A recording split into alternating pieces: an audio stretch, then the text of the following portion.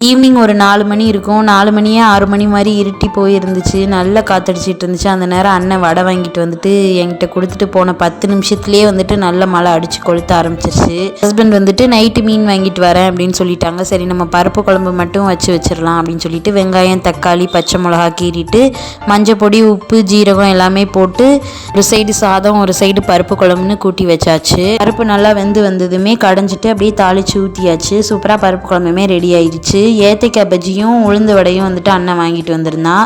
என் பையன் ஹஸ்பண்ட் வர வரைக்கும் பசி தாங்க மாட்டான்ட்டு அவனுக்கு முதல்ல வடையும் சாப்பாடும் வச்சு ஊட்டியாச்சு.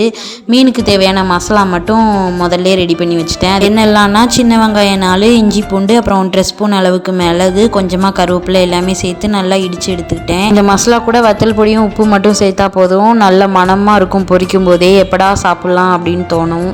ஹஸ்பண்ட் வந்துட்டு மீனுமே வாங்கிட்டு வந்துட்டாங்க. 1/2 கிலோ மத்தி வந்துட்டு 200 ரூபான்னு சொல்லிட்டு மத்தி மீன் தான் வாங்கிட்டு வந்திருந்தாங்க. உங்கள் ஊரில் மத்தி மீனோட ரேட் வந்துட்டு எவ்வளோ அப்படிங்கிறதை கமெண்ட் பாக்ஸில் கமெண்ட் பண்ணுங்கள். எல்லா மீனையும் கழுவி எடுத்தாச்சு. அப்புறம் 2-3 மீனில் வந்துட்டு அந்த குடல் வந்துட்டு இருந்துச்சு.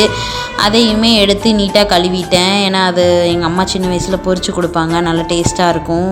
இப்போது மத்தி மீன் வாங்கினீங்கன்னா இந்த மாதிரி குடல் இருந்துச்சுன்னா அதையுமே எடுத்து தனியாக மசாலா போட்டு வருங்க. மீனோடு சேர்த்து வறுத்துட்டிங்கன்னா அது வந்துட்டு கொஞ்சம் ஒரு மாதிரி மசாலா ஒட்டாத மாதிரி வரும். அதனால் அதை மட்டும் தனியாக போட்டு பரட்டிக்கணும். அப்புறம் மசாலா தடவின மீனெல்லாம் 1 பை 1 எடுத்து பொரிக்க ஆரம்பித்தாச்சு. 2 ஜீவன்கள் மீன் ஃப்ரைக்காக வெயிட்டிங். எங்கள் அண்ணன் 1, இன்னொன்று என் பையன் 2 பேருக்குமே மீன் எடுத்து கொடுத்துட்டு என் ஹஸ்பண்டுக்கு சாப்பாடு போட்டுட்டு மீன் ஃப்ரை எல்லாமே வச்சு கொடுத்தாச்சு.